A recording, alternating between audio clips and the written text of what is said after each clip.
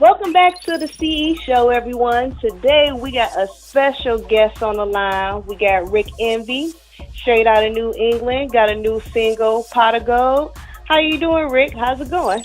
Everything's fine. That's great. That's great. So I heard Pot of Gold. I just got done listening to it, probably like the 10th time. It is a beast. Let me tell you, I love it. It's a street banger. I mean, it's all about going out there getting the hustle. I love it. So, what was your inspiration behind the track Pot of Gold? I'd say my inspiration was just going after whatever it is you believe in. A pot of gold could be, it's going to college and getting your degree. Your degree could be your pot of gold. Mm-hmm. Raising your children the right way. Your children could be your pot of gold. Mm-hmm. Actual gold and money and stuff like that. Finance. Money could be your pot of gold, and that's kind of the inspiration behind the song. Just whatever your dreams and aspirations are, that could be a pot of gold, and you should go after it. That was kind of like the hidden message in the song or the premise. Okay, yes, I love that. It's by time we actually have a track that's inspirational, because it's a lot of rappers out here doing a little bit of everything, but it's not really influencing the children or the community any type of way. So I'm telling you, it was very refreshing. Even hearing it, hearing how it was set up, the beat, the track, everything was just awesome about it. So since you have sparked my interest and the interest of many other fans, is there a follow-up single for Rick Envy, or is it going to be a video, an album? Well, yeah, we are in the process of finding who we're going to, what videographer we're going to go with to shoot the video. Mm-hmm. And then I actually am gearing up to put out a project called From There to Windows. And so once we get all that stuff figured out, then we'll probably come with a follow-up single and maybe a date for when the project is going to be released. So we're kind of figuring out all those things, like who's going to shoot the video, mm-hmm. when we're going to put out the project, and then we'll figure out what's going to be like a follow-up single. Okay. Well, it seems like you're going to have a prosperous, busy year ahead. I'm telling you, with, handling all of that. And, I know it's going to be wonderful, the final project. And, I'm excited to see it. I was researching, and I seen that you start performing in 1997 with the group MMG. What was your inspiration behind you starting your own solo endeavor and taking center stage? Well, in 97 is like when I started making music. Okay. Like, that is probably the first time, and that year is the first time I ever rapped and wrote a song, ever tried rapping. Mm-hmm. When I was in college, I started a group with some friends named Energy, and we kind of was rocking out for a few years, Mm-hmm. We were traveling around, New York, the New England region, tri-state area, we're doing shows and, doing all the things other artists do to try to become a household name. Okay. And it just didn't materialize. We just all had different. It got to a point where it stopped being about the common goal, and everybody had different ideas and views on how things should go. So the group just kind of dissolved, and I still have the passion for it, so I just set out on my own. Okay. Yeah, that's definitely motivation to other artists out here. I'll tell you, I've run into a few music groups, they break up and the passion and drive and everything just leaves. So, for you to stay in there and keep it going and be able to see final projects, that's actually coming out, just you doing it yourself, I take my hat off to you for that, because I know it takes a lot of hard work, motivation, dedication to be handling all of that majority by yourself, especially when you came from a group. So, yeah, you're flying. You're flying high with this one, I'm telling you. Like, just spreading the word about it, I'm telling you, people is going to love it. And I was wondering, though, your rapping style was pretty different from what I've seen before, and that's what I think is going to make people love you more and drive to you more because of your current sound. What was your motivation for it?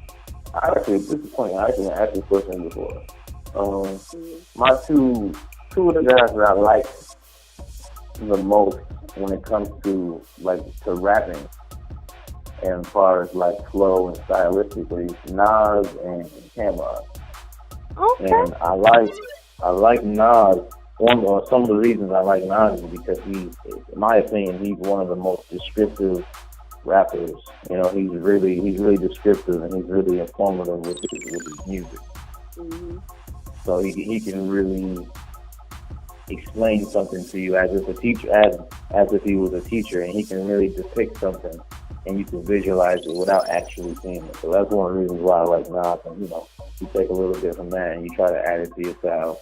Mm-hmm. And Cameron, the reason why I like him so much is because of his wordplay and his flows and the bravado and the confidence that he has. So, he's really like really braggadocious in his raps, but his wordplay and his flow are really, really good. So if you can look past the cockiness, I guess you could say. You just listen to how he sets up his verses and his words and the flow, how he flows with the beat, and he always has a perfect marriage of flows and wordplay that comes with the beat. So some rappers, you'll have a really, really good instrumental, right, and the instrumental can overpower the actual rap. But with Cameron, he actually makes the beat his own. But those two are my favorites, and I kind of just try to take little bits and pieces from them and then formulate it into my own thing. So those two. Okay, definitely. I can see the influence for both of them, man. I tell you, you pick some greats. Nas and Cameron, they're definitely on my top, but definitely, Nas, even just being underground, he's still killing it. He's going to be great. Cameron's going to still be great. There's names that people are going to remember forever. Pass that cheer going, you're going to be the household name. Everyone remembers it forever too. So I was wondering one more thing before I even let you go. Actually branching out in the New England hip-hop scene, what can you tell us about the current scene, the musical community there? How is it different? Oh, and Connecticut is a part of the New England region, mm-hmm. but it's also a part of the Tri-State. Okay. Now, the Tri-State is Connecticut, New Jersey, and New York. And where I'm from in Connecticut, I'm from Southern Connecticut, which is an hour from New York City. Oh, okay. So it's kind of a weird, an odd place to be from, because in New England, the epicenter of New England music, like the most popular place is Boston, like the Boston metropolitan area. Mm-hmm. Like they have a pretty prevalent music scene going on there. But in Connecticut, it's like we have a lot of talented artists. We have an abundance of talent, but it's hard to cut through because you live in New York's shadow. Mm-hmm. Because this is like, for instance, the New York artists can come to Connecticut and tour and do anything, do whatever they want. They can do a promo tour, they can go to the radio station, Connecticut DJs break their records. Mm-hmm. But on the flip side of that, a Connecticut artist can't do that in Connecticut. Right. DJs don't break the records or play the records.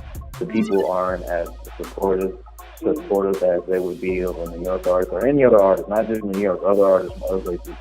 So it's kind of like you got to find that place where you can be popular and also have influence, and that's kind of where I am in my career. I'm trying to find the place in between those two things, because it is definitely an uphill climb, because you are living in the shadow of New York City, mm-hmm. and you're also trying to find your way into the New England music scene. So that's kind of how it is. Your supporters are going to go up. This song is definitely going to be a hit, and we are definitely looking forward to the next single. The next single, the video, everything coming up for it. Share with the fans, what's your social media contact? Where can they reach you? Where can they drop you a message at? Oh, well, I'm pretty much on everything. Snapchat, Instagram, Twitter, at Rick Envy Kid. That's RICKENVYKID.